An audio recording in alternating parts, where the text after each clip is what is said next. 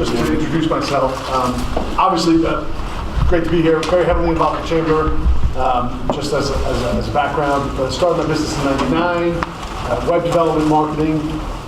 We, as a company, we tend to focus a lot on, small, medium-sized businesses, business services, kind of maybe more of a regional, some national issues, and then we do a lot kind of in the e-commerce space on a national basis. But that's kind of what we do. We do this through a few different marketing mechanisms, and I'm sure we'll get into that as well. I'm Tom Gildersleeve with, as I mentioned, TNT Dental, and we're a little bit unique. We're actually right down the street, relatively new to Richardson. We've been here 3 years, I guess, going on now. We were started in 2000. We've been at it a while. Again, unique in that we focus just on dentistry, but I think what we've learned through some referrals, we get weird referrals from our dentist clients. We're doing a Scandinavian travel site. We're doing a painting company, so that but we only take sort of referrals simply because we feel obligated to the dentist to help their spouse or friend or family member or something. But I think what we've learned is the principles of marketing a local business, dental practices try to get their patients from a 3 to 5 mile radius, and so our hope is if we something we know from targeting consumers within a 3 to 5 mile radius of your business, maybe it can apply to what you guys are doing. So that's what we do. We have clients in all 50 states, Canada, UK. We have one client in Ghana for some strange reason, and but he does very well. He's first page of Google for everything. So it's but that's what we do. So we've got a team. I guess one other thing, we've got a team of about 60 folks.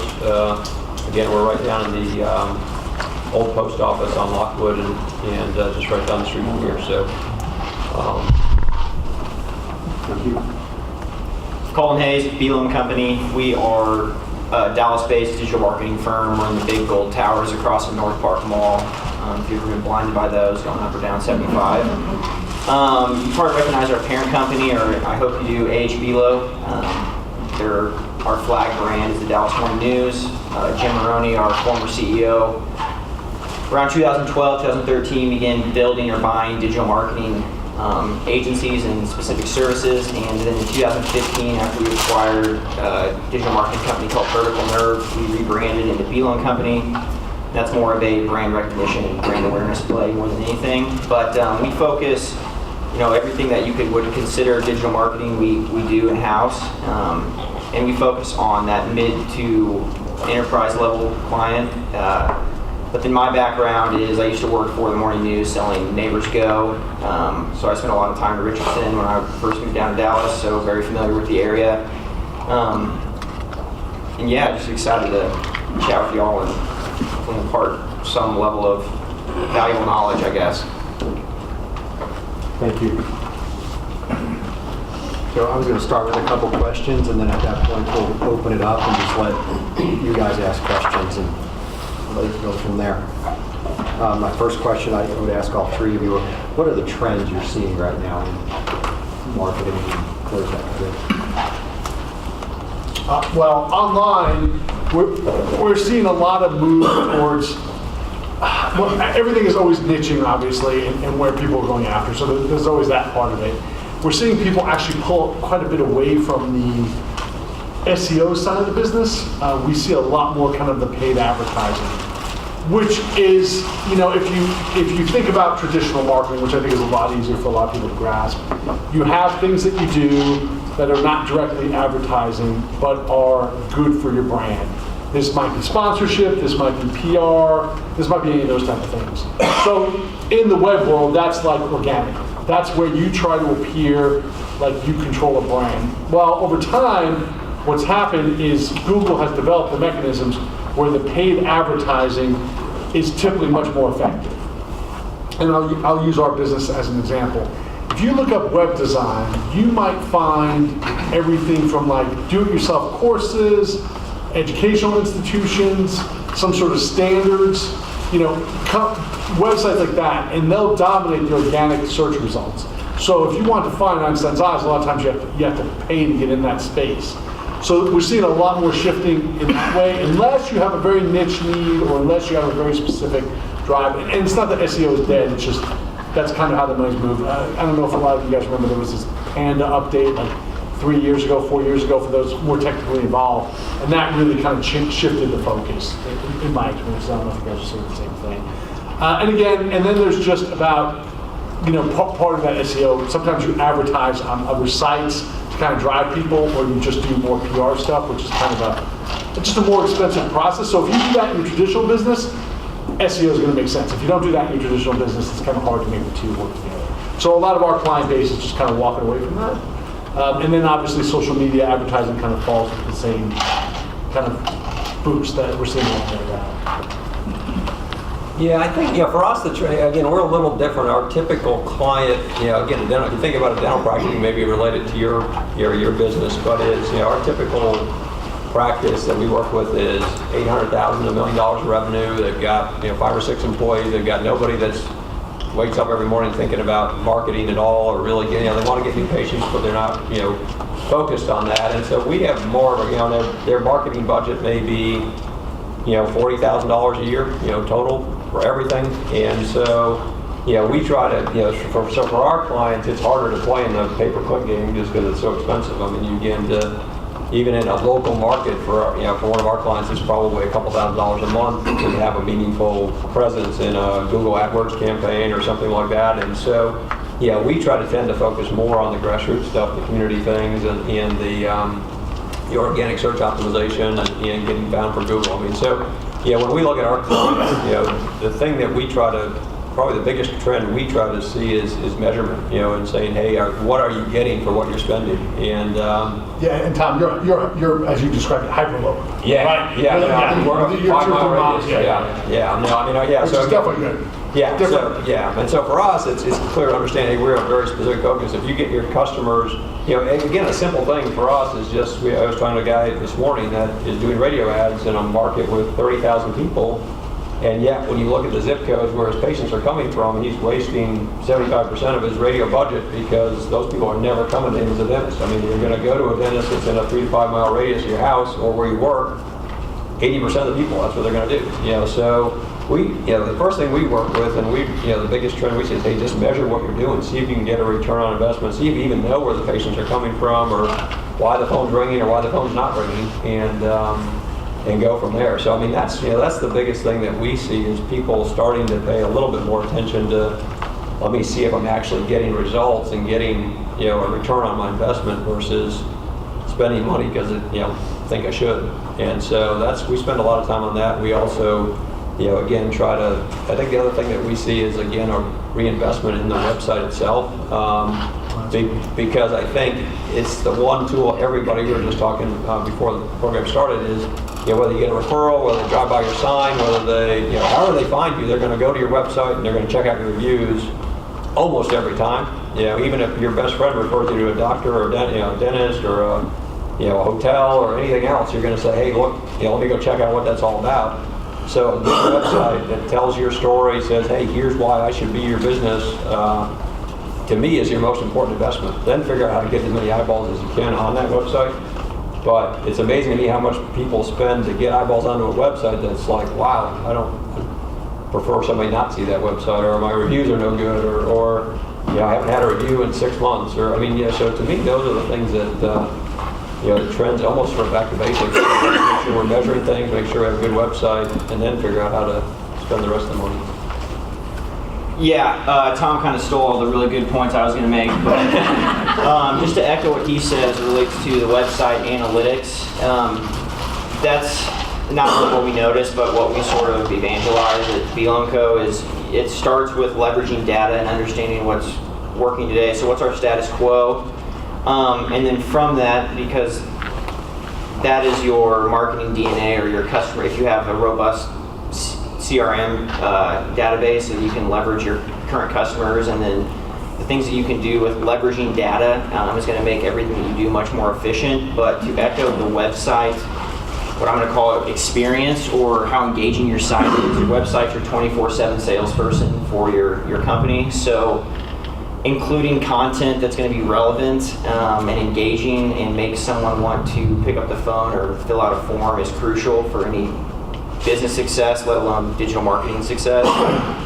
Because if you put yourself, when you're surfing the web, a lot of times you don't want to buy what you're about to go, for what have you. Maybe it's you're going to buy something off Amazon, or you have to sign up for a business trip and book a hotel for your convention.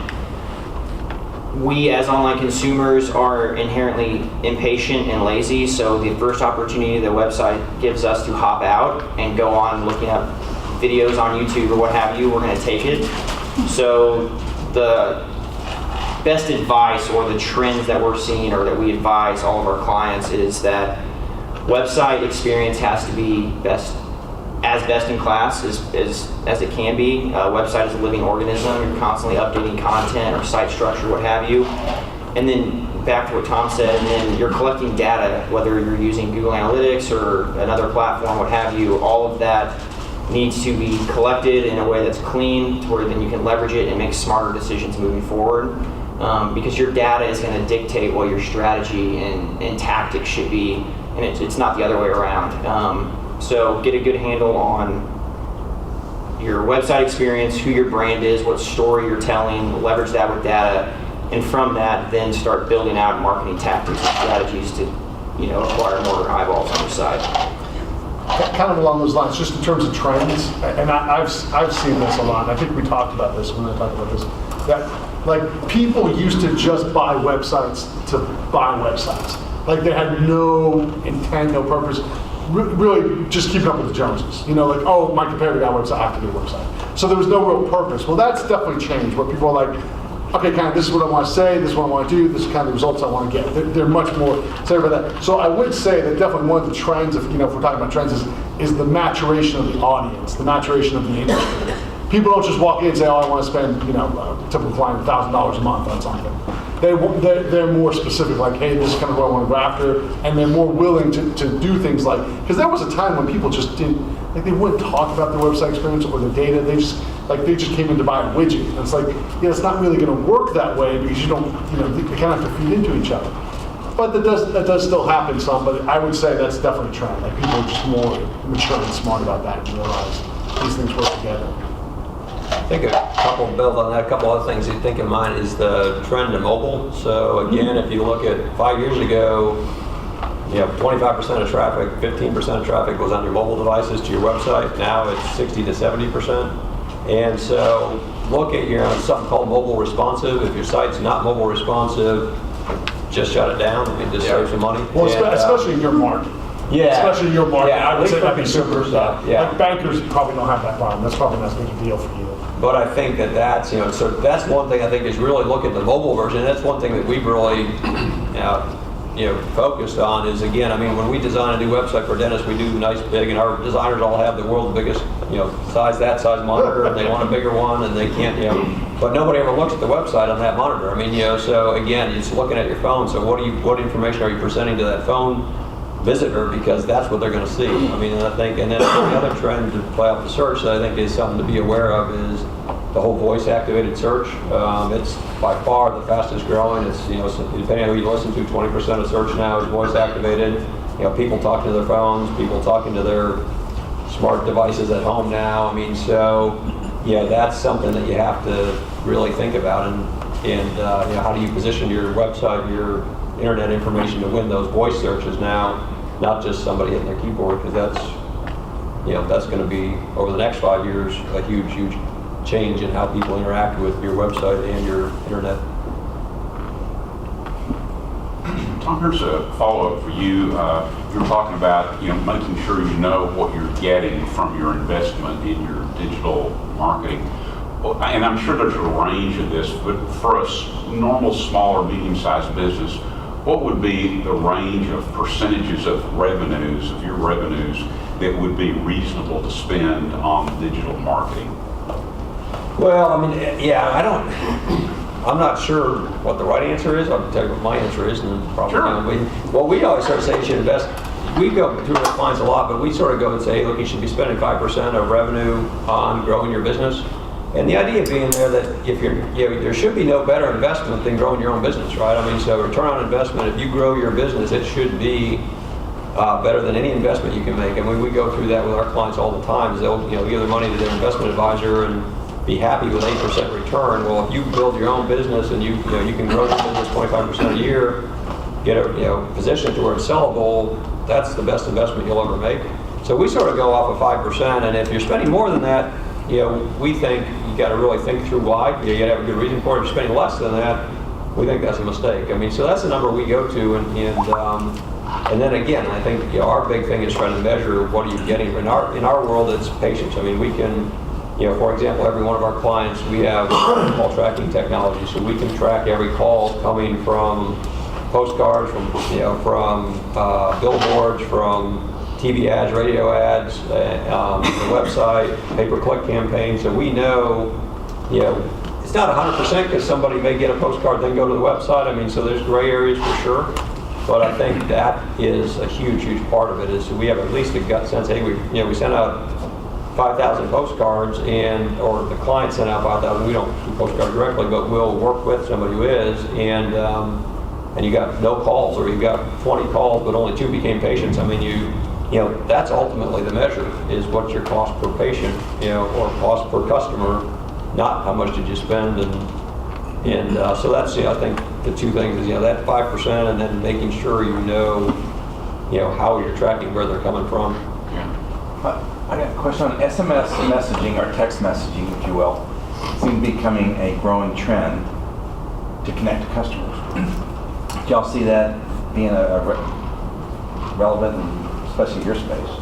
Yeah, it's interesting. Again, what we see is there used to be like these chat services, so online chat, and there's still a lot of dentists and a lot of practices that use that. But yeah, the text messaging, I think, is good for 2 reasons. Is one, again, dentists generally aren't open a whole lot of hours. Surprise, surprise. But they're sort of pretty comfortable hours. So interacting with patients outside of those hours actually makes it easy, because you can put somebody on your team that can almost be your respond person, through their cell phone. So now your staff can respond, plus patients can get to you. So yeah, we see that trend growing. But the other thing that's nice with the text services is you capture a cell phone's number, so it's easier to respond back. On a chat service, you're usually left sort of not knowing who you're going to respond back to, where they can put in an email address versus you have a way to get directly back to the customer. So I think the other forms of communication is huge, because people can't always get on the phone, and the forms they don't always want to fill out. But yeah, being able to be accessible, and I think texting is definitely a big part of it.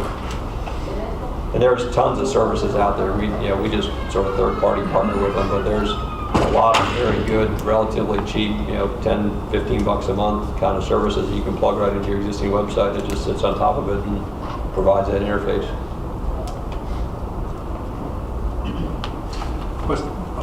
What about the world of apps in terms of for a small business? What's your...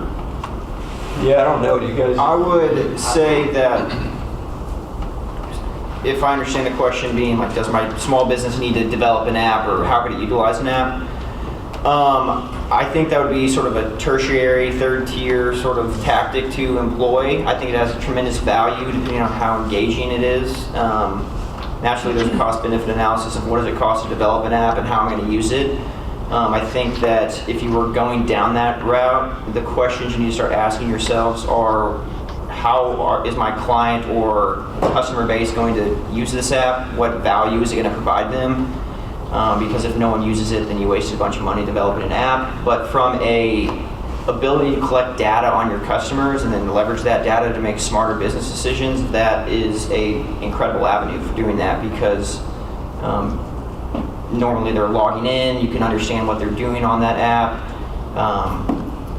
And then sort of to dovetail that into your question about SMS texting as an avenue, all avenues are effective if your audience is in that avenue. So if your audience engages that way, you need to be there. But I think the most important and most vital aspect of any digital marketing tactic, whether it's blog posts or PPC ads or metadata in your SEO listings, is what content are you providing your customers or that end user that's going to make them want to take the next step, whether that be visit your site or reach out and make a call.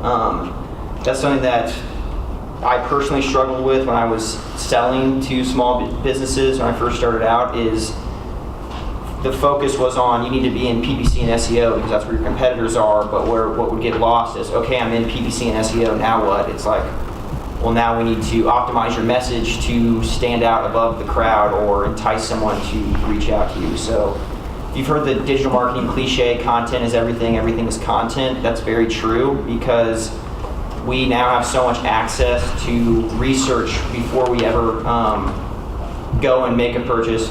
Cars.com is a perfect example. I sold Cars.com for a little bit, and an independent auto dealer explained to me that stuck with me is that nowadays, if the online environment is engaging and that person or that company has done their job from a digital environment standpoint, we're able to, look at a car's interior and check the VIN and see how many miles, and darn near be able to touch and smell that thing before we ever actually go to the dealership and look at it. Because by the time we go to that dealership, we've already made the decision in our mind to buy it.